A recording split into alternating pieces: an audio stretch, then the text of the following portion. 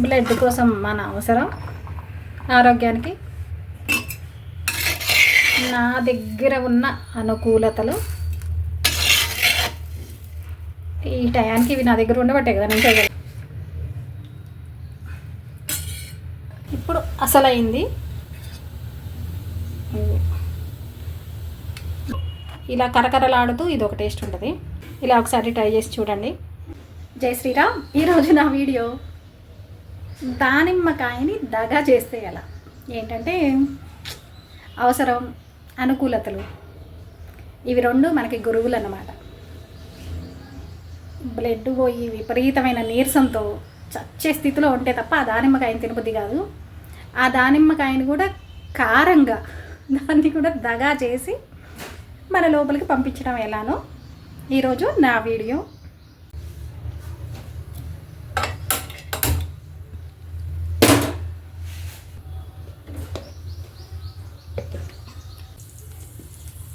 అవసరం అనుకూలత ఏమిచ్చిందంటే అనుభవాలను ఇచ్చింది.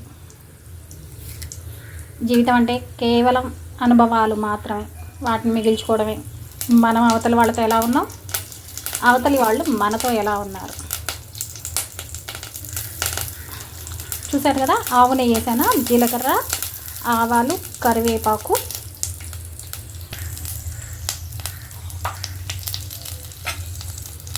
పసుపు, శొంఠి పొడి,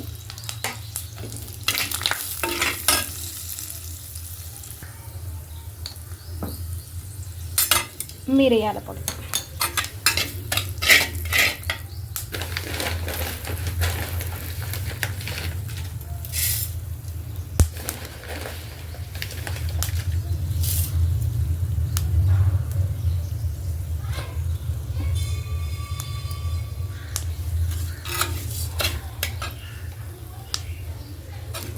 ఏం చేద్దాం, బ్లాక్ రైస్. మనం ఎటు బ్లాక్ రైస్ని అందంగా అస్సలు తినలేము.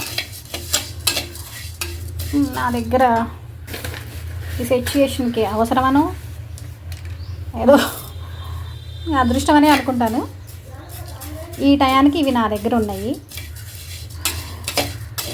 వాటిని ఇలా దీంట్లో కారంగా శొంఠి పొడి, మిరియాల పొడి, ఆవు నెయ్యి, అంటే దద్దోజనానికి కావలసిన, ఇంకా ఉల్లిపాయ, పచ్చిమిరపకాయ అవి కాకుండా, అంటే అవి వేస్తే ఎక్కువ ఉండదు కదా, నిల్వ ఉండదు కదా. ఇట్లా చేసి పెట్టుకున్నామంటే ఆకలైనప్పుడు మనం పెరుగు, కర్రీస్ ఏమన్నా ఉంటే వేసుకోవచ్చు. వెజిటేబుల్స్ అన్నీ వేసినట్టు అవుతుంది. తర్వాత ప్రాసెస్ ఇప్పుడు ఇది బాగా వేపడం. అంటే ఆ మాత్రం మిరియాల పొడికి, శొంఠి పొడికి ఇవి సరిపోతాయి. కావాలంటే ఇంకేసుకోవచ్చు.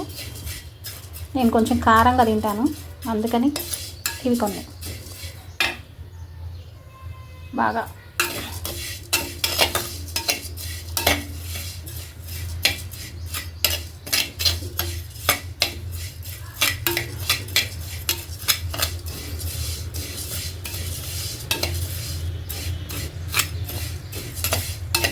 ఇంకా జీవితంలో అవసరం మన చేతిలో ఉన్న వాటితో మనం ఏం చేయగలమా అనేవి మనల్ని ఒక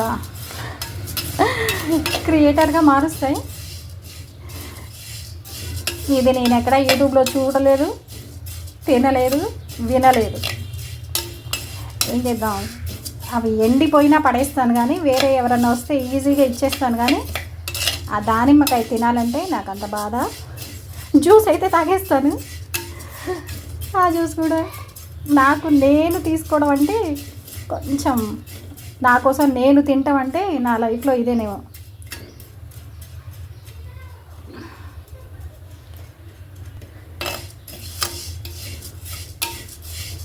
ఈరోజు శనివారం కదా, ఈ నల్ల అటుకులతో పాటు ఇంకొకటి, ఎందుకంటే నల్లగా ఉన్నాయి తినొచ్చా,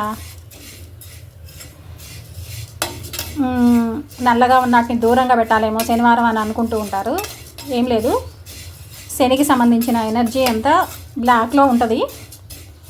ప్రతి మనిషి జీవితంలో శని 3 సార్లు వచ్చింది. అంటే 100 సంవత్సరాల జీవితం అయితే 100 సంవత్సరాలు మనం జీవిస్తే 30 సంవత్సరాలకు ఒక్కసారి శని తను మన రాశికి ముందు రాశి, మన రాశికి తర్వాత రాశిలో ఉన్నప్పుడు ఏలినాటి శని అంటాము. అష్టమ శని, అర్ధాష్టమ శని ఇవి కూడా ఉంటాయి, చిన్న చిన్న హెచ్చరికలు. ఈ ఏలినాటి శని మాత్రం ఏం చేస్తుందంటే, మనం అప్పటి వరకు మన లైఫ్లో చేసిన చిన్న నిర్లక్ష్యాలు 11లో ఉన్నప్పుడు, అదే శని 11లో ఉన్నప్పుడు మనకి విపరీతమైన అహంకారాన్ని, అనుకూలతలని, మన మాట ఒకటే ఉంటుంది. 11లో ఉన్నప్పుడు ఆ మాటే మనకి పేరు ప్రతిష్టలు తీసుకొచ్చింది. 12లో ఉన్నప్పుడు అదే మాట, అదే మనిషి అవమానాలను పొందుతాడు.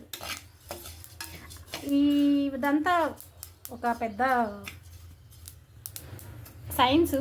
దీన్ని అర్థం చేసుకోవాలంటే మనకి భగవంతుడి నామం తప్ప వేరే ఏమి ఉండదు. అవి అర్థం అవ్వాలి, మన బుద్ధికి అర్థం అవ్వాలన్నా కూడా భగవంతుడి నామమే మనకు అర్థమయ్యేలా చేసిద్ది. వేరే వేరే మతాలు, ధర్మాలలో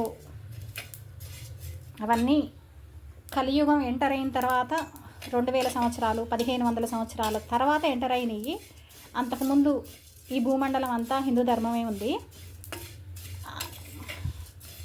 అది ఎన్ని సంవత్సరాల నుంచి ఉన్నది అంటే కొన్ని కోట్ల సంవత్సరాలు. మనకి ఒక సంవత్సరం అయితే దేవతలకి ఒక రోజు, దేవతలకి ఒక రోజు అయితే ఏగిపోయినాయి, దేవతలకి ఒక రోజు అయితే బ్రహ్మదేవుడికి ఒక రోజు. అటువంటి బ్రహ్మకి 1000 సంవత్సరాలు అయితే ఆయన ఆయుష్ తీరిపోయింది. ఇప్పుడు 5000 సంవత్సరంలో మనం ఉన్నాము. ఇటువంటి పట్టుకోవడానికి బాబాలు అవసరం లేదేమో. ఇంట్లో ఉన్న ఆడవాళ్ళు తిప్పనగలరు, వేపించనగలరు. తర్వాత సంగతి, దాని గురించి మళ్ళీ టాపిక్ వేరే వెళ్తుంది. అటువంటి 1000 సంవత్సరాలు అయితే బ్రహ్మదేవుడికి ఆయుష్. దేవతలు అనేది నామాలు, బ్రహ్మదేవుడు, ఇంద్రుడు అనేది కేవలం పదవులు. వాటిలో ఉన్నవాళ్ళు మారుతూ ఉంటారు. అట్లా బ్రహ్మలు ఎంతమంది చనిపోయారు అని, ఎంతకాలం గడిచింది మన సనాతన ధర్మం అనడానికి, కాళీ రూపంలో ఉన్న అమ్మవారు ఈశ్వరుడు బ్రహ్మ కపాలం అన్ని పుర్రిల్లాగా పడిపోవడం ఇష్టం లేక మాలగా ధరించి వేసుకున్నాడని మనకు తెలిసిన విషయమే. ఆ పుర్రెలు ఎన్ని ఉన్నాయో మనకు తెలియదు కదా. అంతటి పురాతనమైనది హిందూ సంప్రదాయం. ఏలినాటి శని మనిషిని ఏం చేసిద్దంటే దిద్దిద్ది.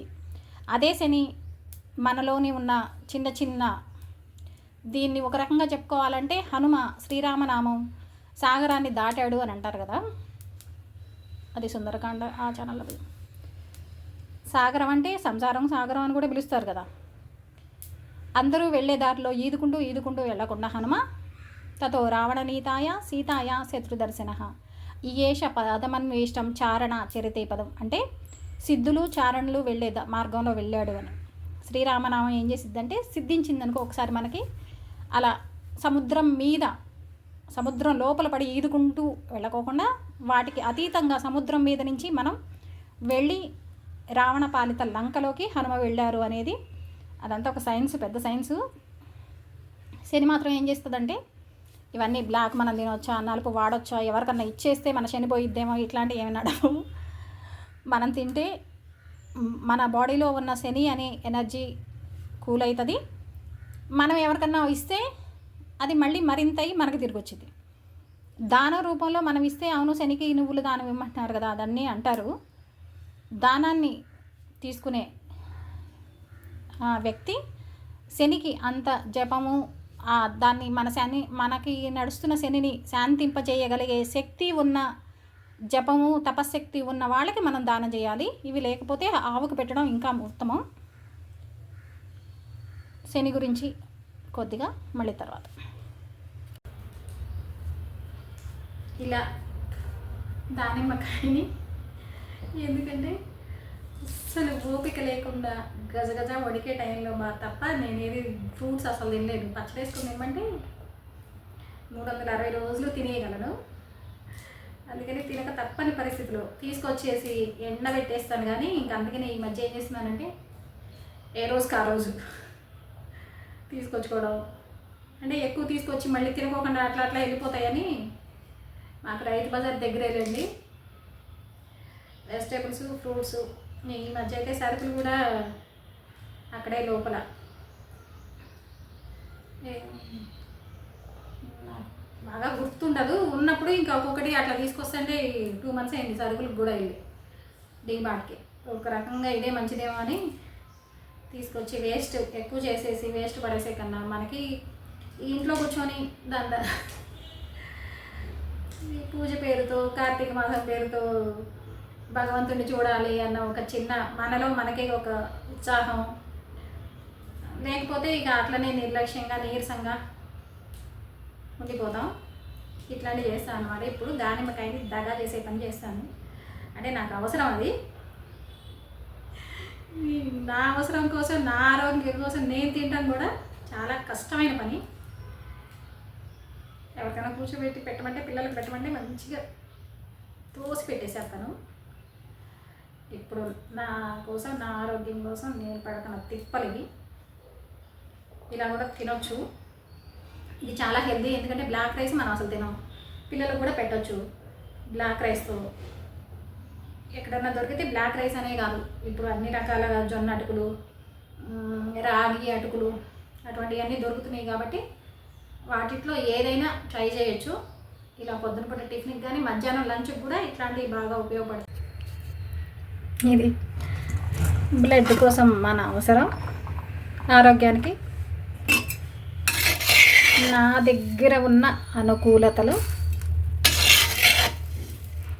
ఈ టయానికి ఇవి నా దగ్గర ఉండబట్టే కదా నేను చేయగలుగుతాను.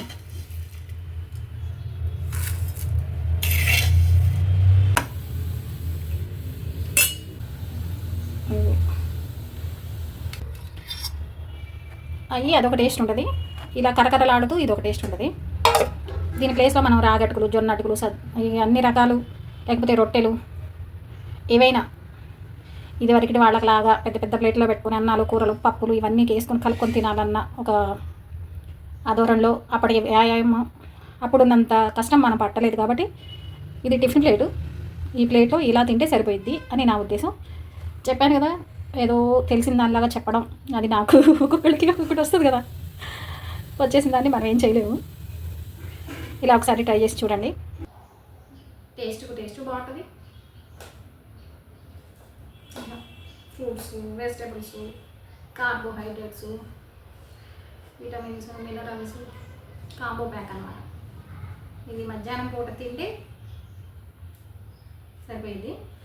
టేస్ట్ అయితే సూపర్ ఉంటుంది, ఒకసారి ట్రై చేయండి. Thanks for watching. ముఖ్యంగా పిల్లలకి అలవాటు చేయండి.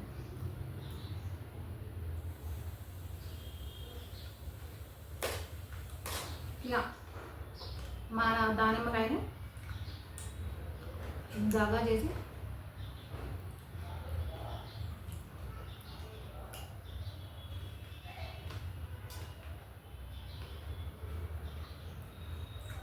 Thanks for watching.